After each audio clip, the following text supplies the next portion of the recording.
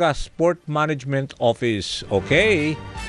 Tuloy-tuloy na tayo dito sa ating sa programa sa Kabayan. Ngayon naman, makakausap naman natin ang spokesperson ng Philippine Coast Guard. Suki na ho dito sa programang Kabayan. Walang iba kundi si Commodore Noemi Cayabyab. Commodore, si Danny Buenafeo sa programang Kabayan. Yes, Sir Danny. Magandang umaga po at sa lahat po ng sumusubaybay sa inyong programa. Okay, thank you ho. At kamusta naman dahil nga ito sa pagsipa nitong presyo ng petroleum products, kamusta naman ho ang lagay ho ng mga sea travelers sa itong Semana Santa ho? Ang anong assessment ninyo? Welcome. We started po itong Oplan Biyaheng Ayos nung Sabado at magtatagal po yan hanggang April 5. Okay. During the weekend, sa monitoring po natin sa lahat po na ating pantalan nationwide, ay meron po tayo na itala na halos 24% increase. However, habang tumatakbo po itong monitoring po natin, tama po kayo, Sir Danny, that is increase. And yesterday po, as per the data that we have collected, bumaba po ito, pero medyo may pagtaas pa rin po ng bilang, although 0.84 ang itinaas compared of last year na monitoring po natin na parehong araw po. So, ang inaasahan po natin yung pagdagsa ng ating mga pasahero sa pantalan ay posible po yan mamayang hapon or bukas po ng hapon dahil yung iba po natin sa babayan ay meron pa pong mga trabaho. So, last year we were able to record a total of 3 million inbound and outbound passengers at handang-handa po ang Philippine Coast Guard na para i-accommodate po itong similar na bilang kung na posible rin pong tumaas. Again, this is an anticipated vacation po para sa iilan po nating mga kababayan. Okay. So, ibig sabihin, hindi naman pala nagkaroon ng change in terms of numbers. Compared to last year, gaano kalaki ang volume at saka yung mga sea passengers natin dyan sa mga pantalan? Tama lang ang bilang? Po. Halos 3 million, Sir Danny, ang naitala po natin last year. Okay. At ngayon po, as we speak po, ay halos sa 1,070,766 passengers, both inbound and outbound. Ang natala po natin sa halos 353 na ports nationwide. Kaya nga. So, more than 1 million pa lang. So, 3 million last year. Medyo may pagbaba pa rin. Tama ba? Yun ba yung 24% na sinasabi yung decrease? Yun ba yun? Yung 24%, Sir Danny, is actually increase po yan. Itong nagdaang weekend lang po. Dahil nagsimula po tayo, Sir Danny, ng ating monitoring sa mga pantalan. Simula po nung March 28. So, Sabado po yan. At magtatapos po yan sa April 5. Dahil inaasahan pa rin po natin yung pagbabalik po ng ating mga naging turista sa kanilang mga probinsya. So, until April 5, you are confident na we can still manage to reach that, whatever is the last year na na volume, 3 million. Tama ba? Yes, inbound tama and po outbound. Kayo, Sir Danny. Oo. Okay. So for now, kamusta naman ho ang in terms of security? Kasi heightened alert kayo, wala naman kayo mga nakikitang mga, let's say, concerns na dapat i-address sa mga pantalan? Ngayon, Sir Danny, wala po tayong nakikita pang security threats or security risk. Ang ginagawa naman po ng Philippine Coast Guard, bukod po sa nabanggit ninyo na taas ng alert status po natin, nationwide po yan, tayo po ay naglagay rin po ng ating mga Coast Guard K9 working dogs at pinaigting po natin ang security measures po natin. Kasama po ang iba't ibang law enforcement agency. Naglagay rin po tayo ng ating passenger assistance desk sa lahat po ng pantalan para umalalay po sa ating mga biyahero kung sila po ay merong concerns. And of course, ang importante po, Sir Danny, is yung pag-identify po ng pagkakandak ng ating vessel safety inspection, ensuring that all vessels departing the port are all seaworthy to sail po. Yun ang importante, seaworthy, at saka sinusundan ho yung mismong guidelines na hindi pwede na uli yung mga yung mga overloading para lang makatipid na naman o payagan na naman, 'di ba? Yung mga makalayag na although maganda naman ang weather, pero ibig sabihin wag na natin payagan na may risk na ganon, 'di ba? Yes, tama po kayo, Sir Danny. So meron din po tayong programang inilunsad ngayon. Parte po yan itong eye care program ng Philippine Coast Guard. Itong Intensive Community Assistance Awareness Response and Enforcement Program.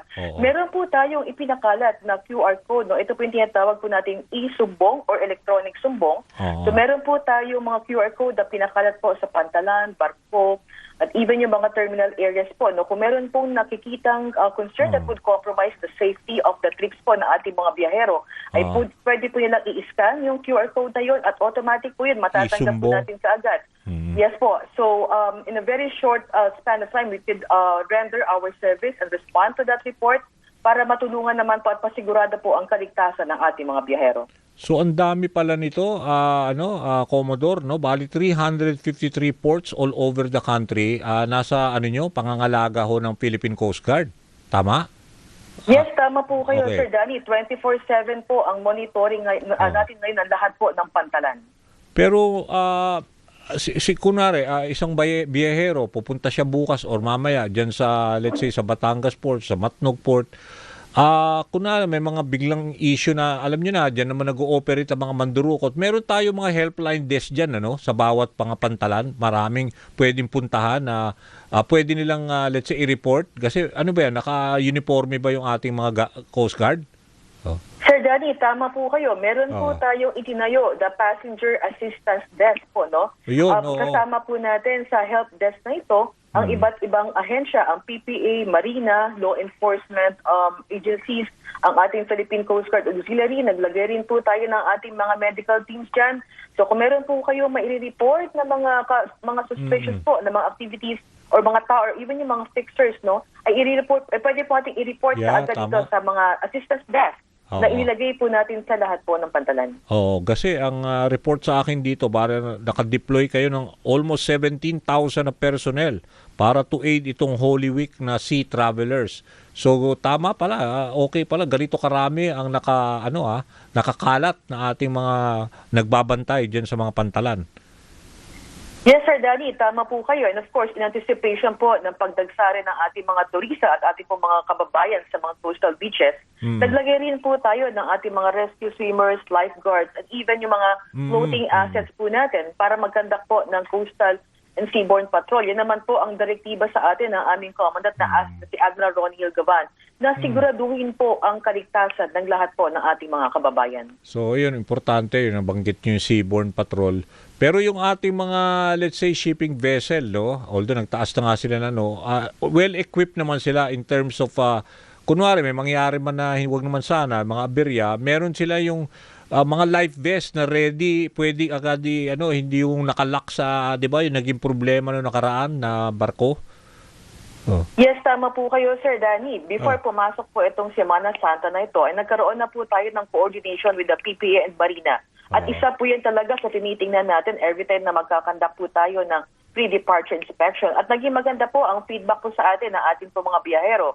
Napansin rin po niya na halos mga bago po lahat ang mga life jackets na on board dito sa mga barko na ito at kasama po doon sa ating tinatawag na electronic sumbong kasi supposedly po yan, Sir Danny, before po aalis ang barko sa pantalan, dapat meron pong safety briefing na kinakandak yung crew ng barko or even yung motorboat. So ibig sabihin po niyan, dapat po ay ituturo po sa mga pasahero kung saan po nakalagay yung mga life jackets at kung paano po suotin ang life jacket. So kung wala pong ganong mangyayari before the vessel departs on the port po, pwede pong i-report ng ating po mga biyahero doon sa binabanggit ko pong QR code or yung electronic sumbong para ma-check po natin. At again, we will be conducting a thorough inspection para po masigurado po lahat ng kaligtasan. Ang goal po natin for this year, Sir Dan, is zero maritime incident po tayo sa buong observance Zero po ng maritime Semana Santa. Incident.